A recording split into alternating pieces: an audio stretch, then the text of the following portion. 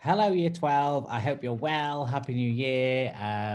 I hope that you've had a good break and that you're ready to sort of tackle the challenges that 2021 have to offer. Right. Apologies in advance. I would ideally be running a live lesson with you today, but I've got some online training to set up schools COVID testing taking place when your lesson is on this afternoon, when it's kind of timetable to be. So for that reason, that's why I'm pre-recording this lesson. Okay, so this is going to be a pre-recorded lesson. I think I'm due to see you again on Thursday of this week. So I'll make sure that that's a regular live lesson and we can do a bit more interaction on that. Okay.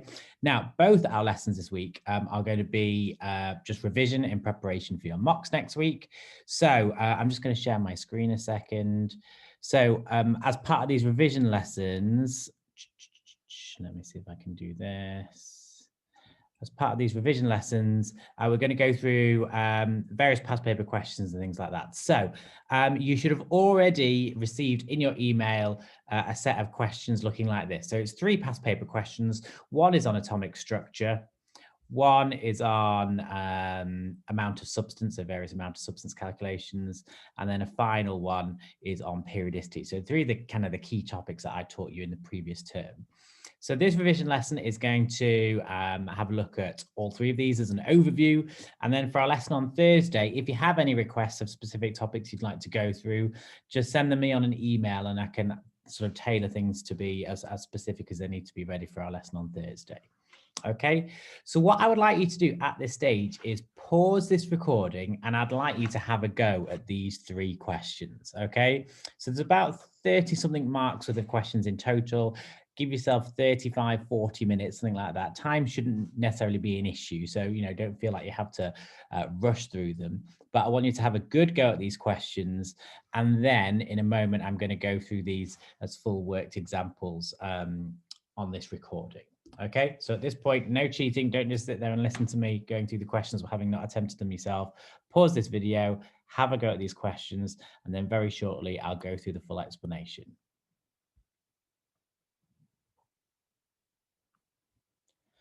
Okay, so at this stage, I'm going to start reviewing these questions then. So you should hopefully be able to see my version of these questions up in front of you. So I'm just going to talk through these one at a time. Okay, so in question 1, we're told a sample of titanium was ionized with electron impact by electron impact in a time of flight mass spectrometer. Information from the mass spectrum about the isotopes of titanium in the sample is shown in the table. So we've got these 4 different isotopes with these different M/Z ratios, and we're given their percentage abundances. So we've got to calculate the relative atomic mass for titanium. So this is a fairly standard atomic structure calculation. So we need to use the formula AR equals mass 1 times abundance 1 added to mass 2 times abundance 2 added to mass 3 times abundance 3 added to mass 4 times abundance 4. Of course, you don't need to write all this out necessarily. And then all of that needs to be divided by the sum of the abundances, which in this situation, I'm pretty confident it's going to be 100 because we're dealing with percentage abundances.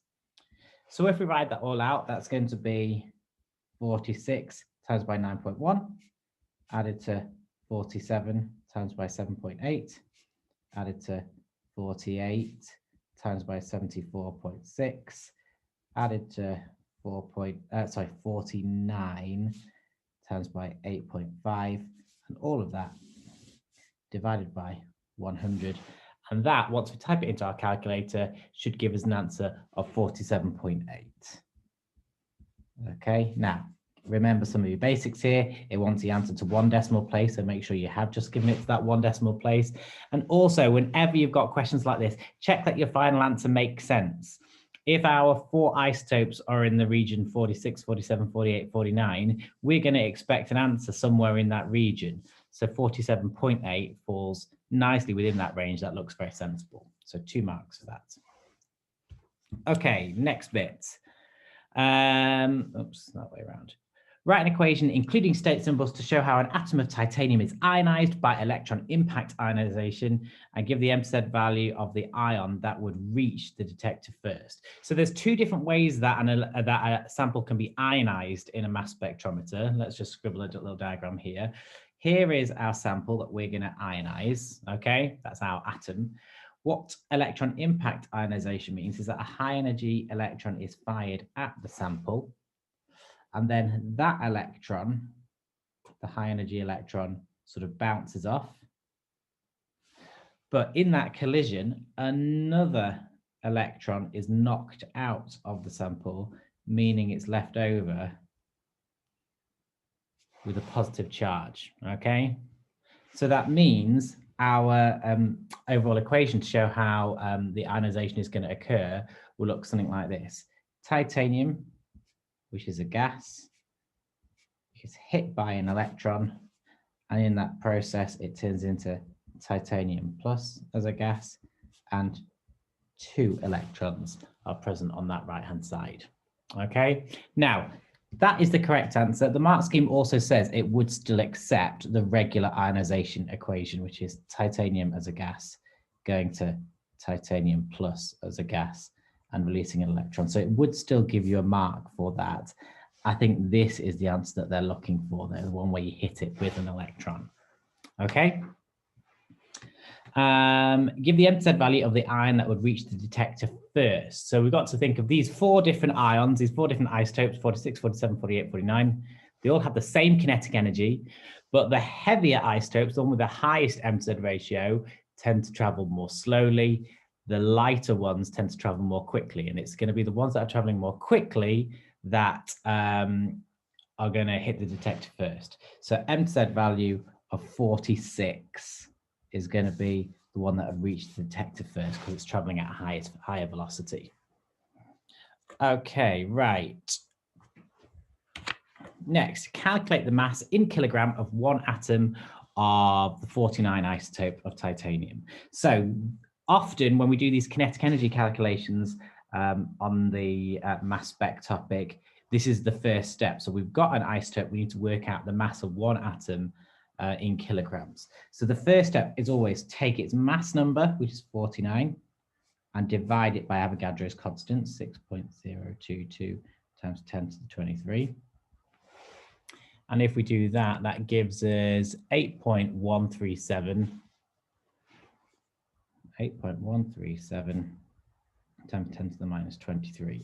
But at the moment, that gives us an answer in grams, okay? We want the answer in kilograms, so we've then got to divide it by 1,000 again, and that gives us 8.137 times 10 to the minus 26 kilograms. Okay, so all that needed for the 1 mark there.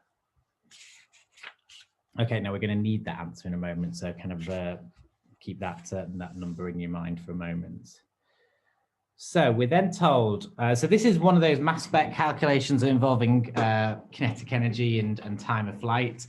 Slightly different to some of the other ones we've seen though. So it says in a time of flight mass spectrometer, the time of flight t of an ion is shown by this equation. So they've taken the kinetic energy equation, Ke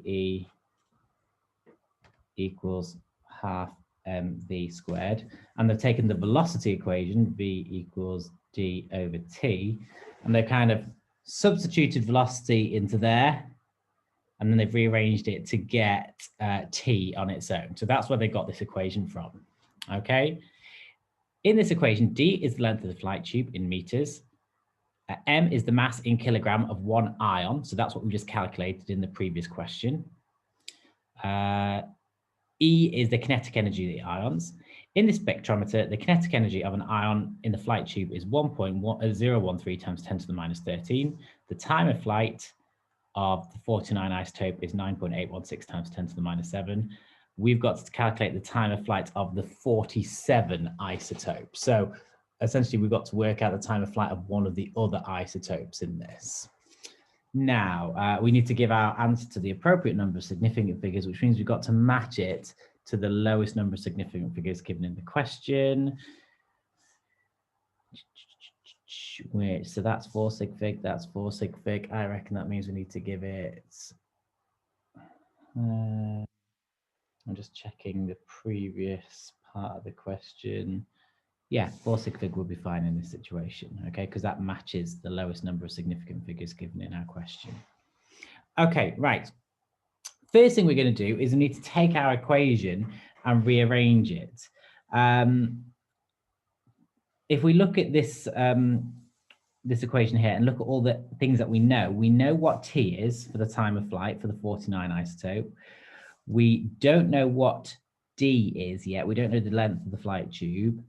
M is what we worked out in the previous question, and then 2 lots of E, we're given E. So D is the only thing that we don't know at the moment. So I'm going to rearrange this equation to get D on its own. So T equals D square root of M over 2E.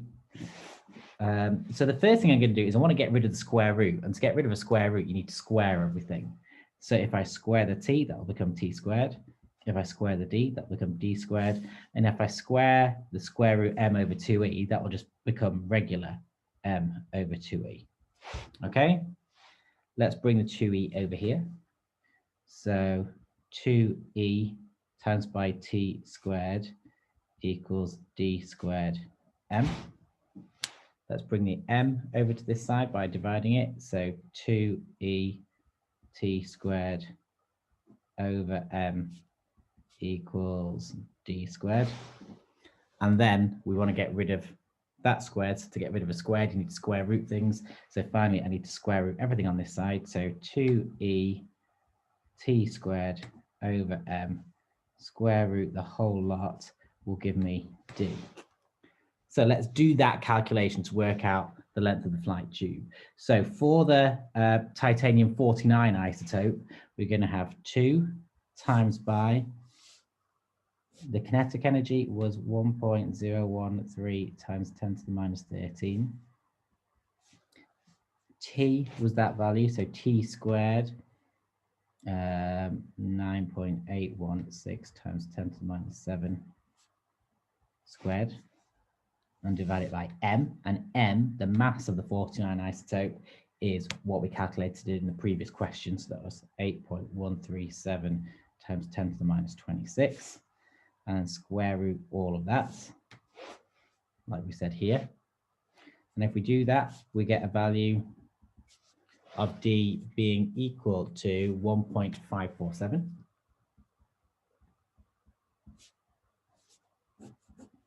Now, why do we do that? Well, because the length of the flight tube, D, is going to be a constant for this question. It's going to be the same for the 49 isotope as it is for the 47 isotope. The length of the flight tube isn't going to change for the different isotopes. So now we've got a value of D, we can substitute that back into this equation to get the time of flight for the 47 isotope. Okay. The other extra calculation I've got to do is work out the mass of the 47 isotope as well. So we can do 47 divided by 6.022 times 10 to the 23 to give us, let me just work that out a second.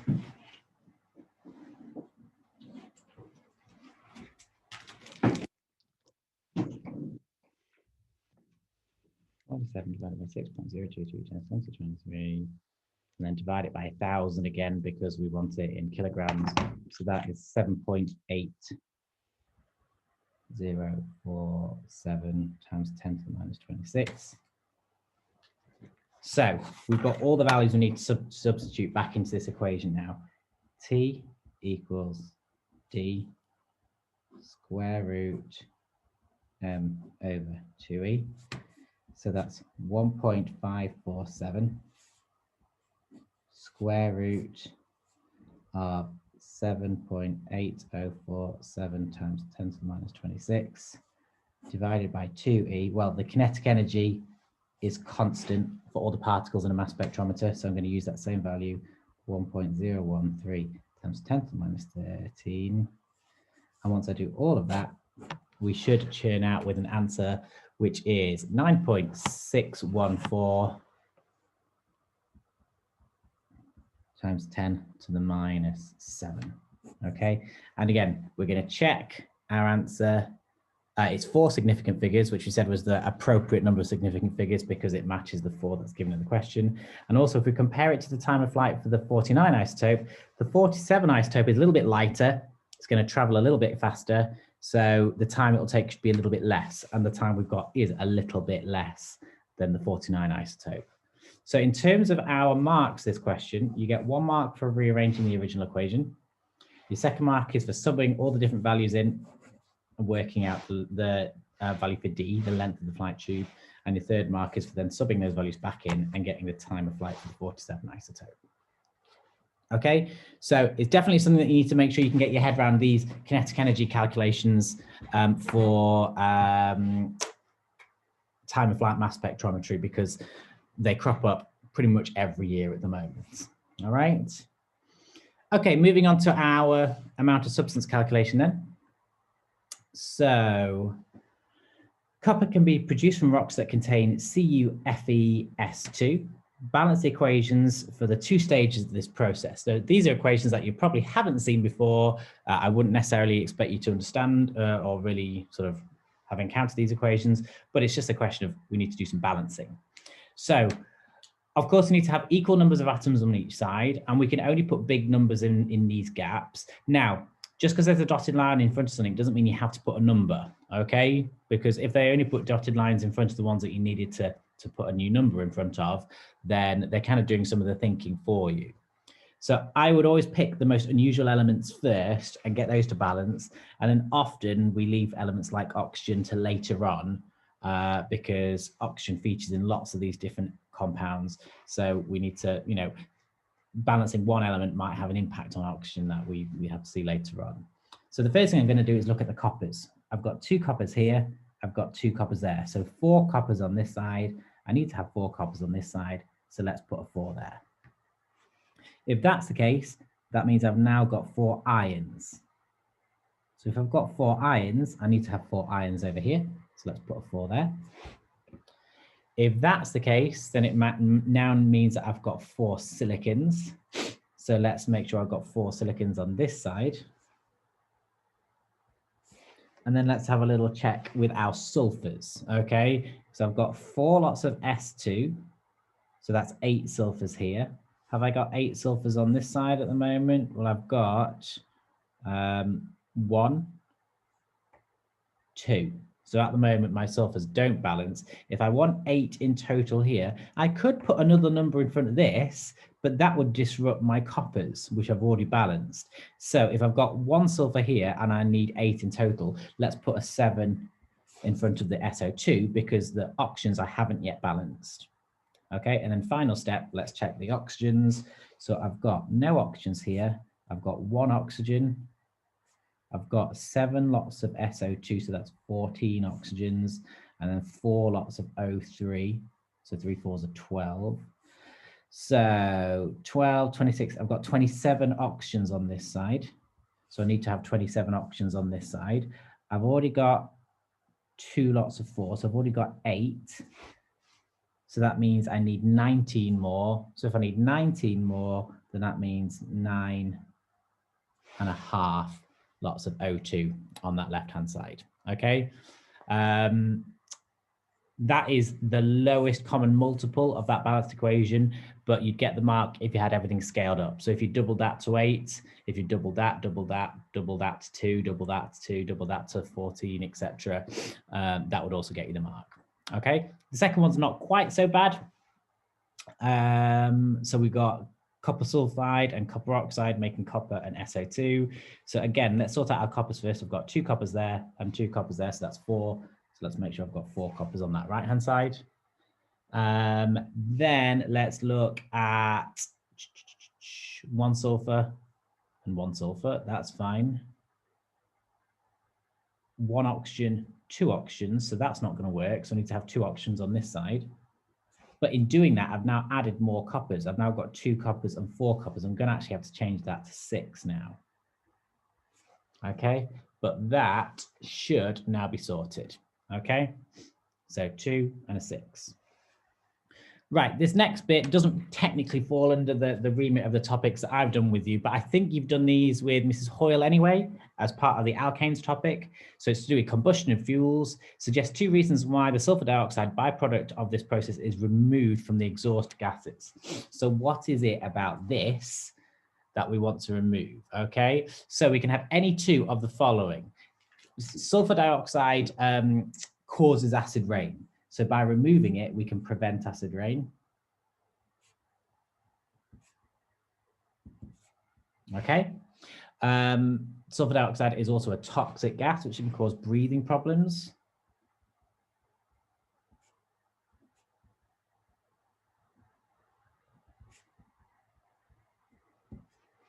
But also, the method of flue gas desulfurization that we use can actually be used to make a really useful byproduct. It can be used to make plaster, okay? So by using this product, it reduces the amount of waste, okay? Much better if for every product of a chemical reaction, we actually have a use for it. It means that we don't have any waste materials. We're using it really efficiently. So another way of actually phrasing that is we could say it improves atom economy. Now, atom economy is a calculation we've not actually got onto yet in our amount of substance calculations. So don't worry if that doesn't make too much sense at the moment. But if you have done the alkanes topic with Mrs. Hoyle, then I'd expect you to certainly have a good go at those two. You could maybe mention that one as well. But any two of those would get you the mark. Okay, right, next. What seems like quite a nasty calculation here, but actually it's not too bad. It's just quite an awkward scenario. So a passenger jet contains 40,050 kilograms of copper wiring.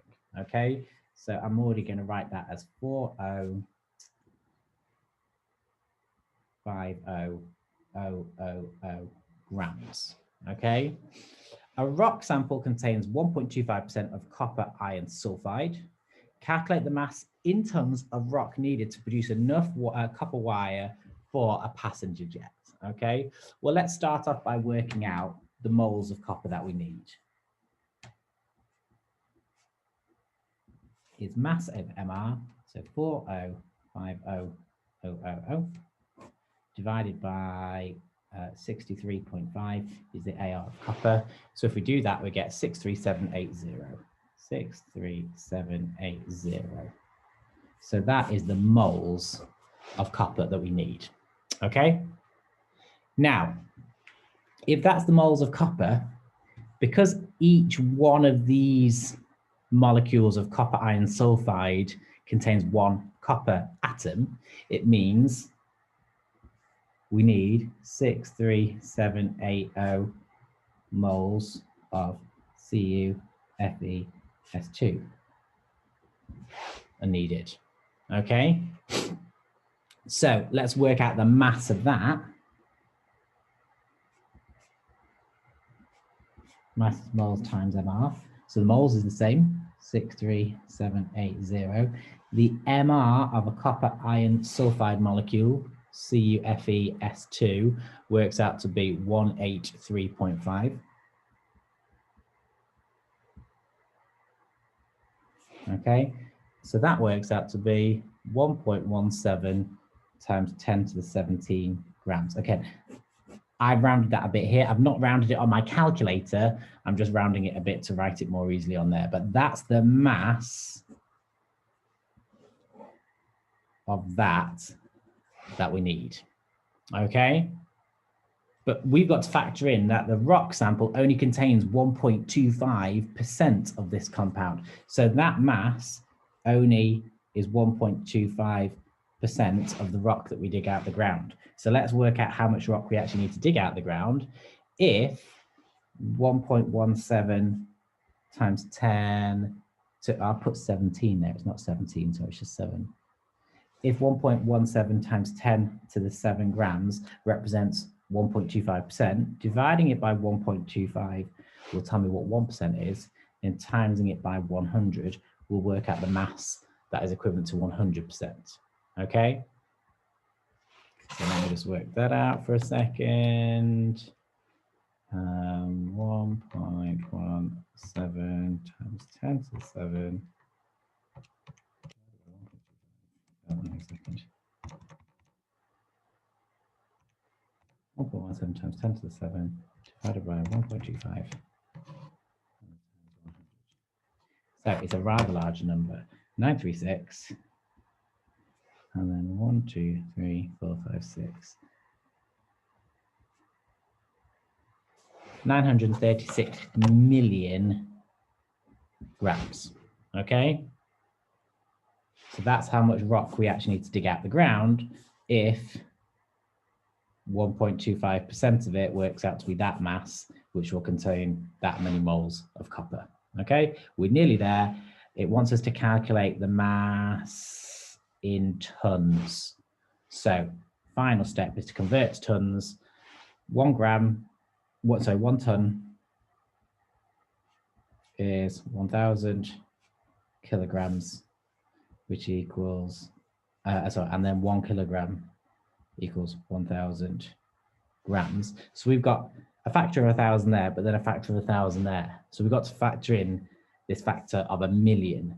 So if I've got 936 million grams and I'm converting it to tons, remember the unit gets bigger, the value gets smaller. I'm dealing with 936 tons. So that's the amount of rock we need to dig out of the ground, 936 tons, in order to have enough copper to produce the copper we need in our passenger jet, okay? So it just kind of boils down to, this is just a calculator moles. This is a bit of a ratio than working out a mass. And then we've got these percentages to factor in. So individual stepwise, it's not too bad. It's just a bit of an awkward scenario, that one to tackle. The one thing I would say is make sure you get good at converting between your units. Lots of amount of substance calculations these days involve giving you values in kilograms or tons or micrograms or milligrams, and those unit conversions kind of make the calculation a bit more complex. So remember, if I've got a gram, milligram, kilogram, ton, they're all a factor of 1,000. And if the unit gets bigger, the value needs to get smaller. So that's divided by 1,000, that's divided by 1,000, that's divided by 1,000. But if the unit gets smaller, the value gets bigger. So that would be times by 1,000, times by 1,000, times by 1,000. Okay. Right, next bit, 2-mark calculation. Copper can also be produced by the reaction of carbon with copper oxide, as shown here. Calculate the percentage atom economy. Right, apologies, I shouldn't have put this question in. We've not done this, okay? You may well be able to look it up. Percentage atom economy, which is the MR of desired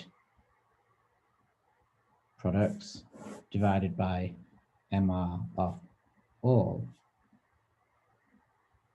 products times by 100. If you did triple science last in GCSE, you'll have encountered this anyway.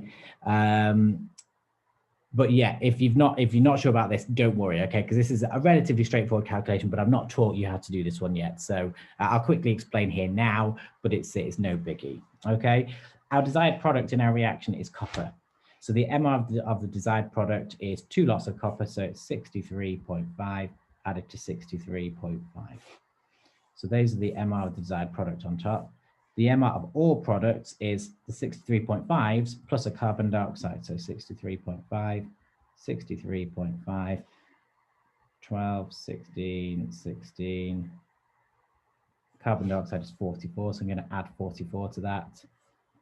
So those are the MR of all our products times by 100. And that gives us an atom economy of 74.3. Okay, appropriate number of significant figures. I've given that to 3 sig fig because all ARs on a periodic table are always given to 3 significant figures. So you give the percentage to 3 significant figures in that one. Okay, right, last question. So this is on periodicity. Deduce which out of Na plus and Mg2 plus is the smaller ion. Explain your answer. Right, I feel a diagram coming on here. So, Na and an Mg. So a regular sodium atom has 11 electrons. And then it has 1 electron on its outer shell. a regular magnesium atom has 12 electrons, which means it has 2 electrons on its outer shell. But we're not dealing with regular atoms, we're dealing with ions. So the Na plus ion has lost 1 electron, so we've got rid of that one from the outer shell. And the Mg2 plus ion has lost 2 electrons, so it's lost the 2 electrons from its outer shell. So actually what we're left with is the inner shell, which has got 2 electrons, and the second shell, which has got 8 electrons. So both of these have got 8 electrons. So you might think, oh, right, they'll be the same size then, but actually they won't. And that's because even though they got the same number of electrons, in the nucleus of magnesium, there's 12 positive protons, but in the nucleus of sodium, there's only 11 positive protons. And that means that the nuclear charge, that positive charge within the magnesium atom, is going to attract these shells of electrons much more closely, and it's going to hold those electrons more tightly. So the smaller ion is magnesium 2+. Make sure you put Mg2+, don't just put Mg, or don't write magnesium, because the question wants the smaller ion. So it has to be Mg2+. Explanation for that, we're going to say, because it's got more protons,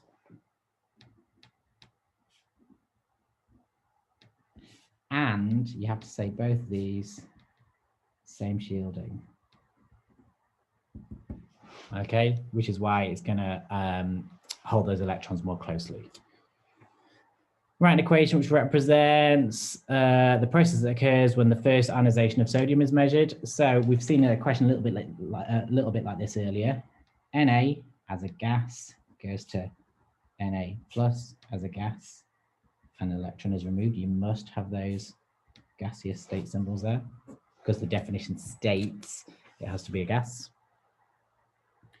The first ionization energies of some period 3 elements are shown in the following. So this is our favorite graph that we've seen loads and loads and loads of times. Up and a dip, up and a dip, up. But it's not given us all the information. We've got a point missing here.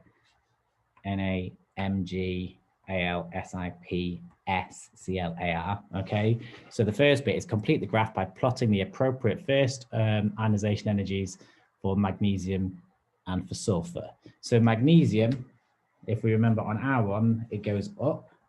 So any value between 600 and 800, any value in that range there, we get you the first mark. So it's going to be something like that. So 600 to 800. And then for sulfur, same idea, we're given an acceptable range. Sulfur is where there's a dip. So it needs to dip below the phosphorus, but it can't go all the way down below the one before that, okay? So it's allowing anything between 800 and 1040. So 800 is here, 1000 is there, so 1040, probably around there. So anything in that range, okay? So 800 to 1040. So that'll create our graph that we're looking at there. So a mark for each of those. Okay, and then last bit, explain why the first ionization energy of sulfur is different to that phosphorus. Now, it says 4 marks. The first 2 marks we've already done. So that was for plotting those first 2 points. So this isn't a 4-mark question. We just got 2 more marks to get.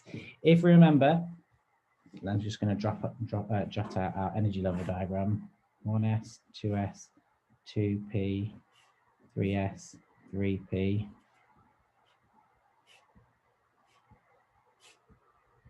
Okay, so we're comparing phosphorus and sulfur here. So phosphorus has got 15 electrons. So that's going to be 1 and 2, 3 and 4, 5, 6, 7, 8, 9, 10, 11, 12, 13, 14, 15. So if I ionize phosphorus, I'm removing one of those electrons. Sulfur has that electron there, and this is now paired up. Okay, so we would say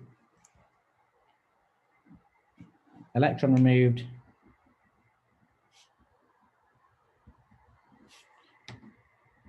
from phosphorus is unpaired in a 3p orbital, whereas electron removed from S is paired in a 3p orbital.